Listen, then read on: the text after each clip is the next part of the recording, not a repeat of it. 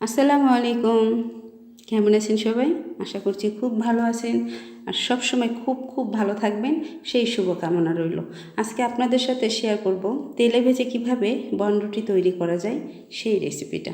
তাহলে আসুন দেখে নিই কীভাবে তেলে ভেজে বনরুটি তৈরি করতে হয়। বনরুটি তৈরির ডো তৈরি করার জন্য আমি এখানে 1 কাপ দুধ দিয়ে নিয়েছি, পরিমাণ মতো চিনি দিয়েছি। এবার দিয়ে দিলাম 1 চামচ পরিমাণ ইস্ট। তারপরে দিয়ে দিচ্ছি একটা মুরগির ডিম এবং রান্নার সয়াবিন তেল 2 চামচ পরিমাণ।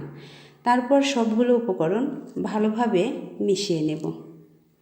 উপকরণগুলো মিশানো হয়ে গেলে এর মধ্যে দিয়ে দিচ্ছি পরিমাণ মতো ময়দা, তারপরে দিয়ে দিচ্ছি স্বাদ মতো লবণ এবং 1 চামচ পরিমাণ বেকিং পাউডার। এবার সবগুলো উপকরণ দিয়ে ভালোভাবে একটা সফট ডো তৈরি করে নিতে হবে। ডোটা ভালোভাবে মাখানো হয়ে গেলে এর উপরে একটু রান্নার সয়াবিন তেল ভালোভাবে মাখিয়ে ডোটাকে প্রায় আধা ঘন্টার জন্য রেস্টে রেখে দিতে হবে। এবার চলে আসলাম আধা ঘন্টা পরে। এবার রুটি বেলার পিঁড়ি নিয়ে তার মধ্যে ডোগুলো নিয়ে বানরুটির শেপটা তৈরি করে নেব। আমার ডোগুলো অনেক বেশি হয়ে গেছে, এজন্য আমি একটু আলাদা করে কেটে রেখে দিচ্ছি। এবার তৈরি করে নেব বানরুটির শেপগুলো। দেখে এটা দিয়ে আপনারা পিৎজার ডো কিন্তু তৈরি করা হয়ে গেছে, এটা দিয়ে পিৎজাও বানানো যাবে। যাই হোক, দেখেন আমি কিভাবে বানরুটির শেপগুলো দিয়ে দিচ্ছি।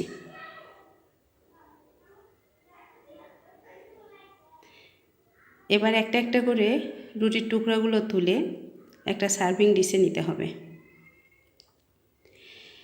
এবার এর উপরে একটা সাদা কাপড় দিয়ে ঢেকে প্রায় 20 মিনিটের জন্য রেস্টে রেখে দেব।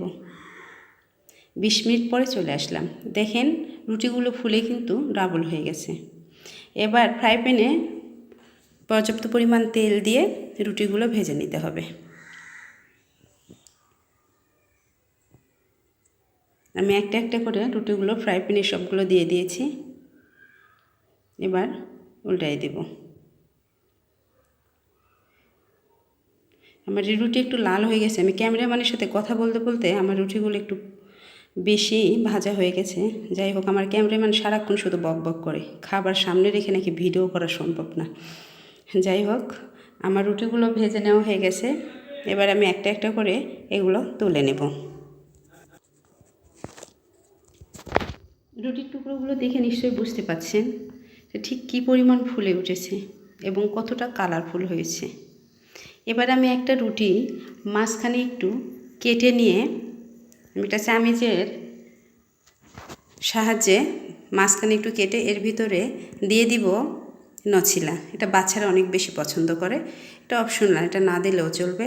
এবার আমি একটা রুটি আপনাদের ভেঙে দেখাচ্ছি ভিতরে ঠিক কতটা পারফেক্ট হয়েছে।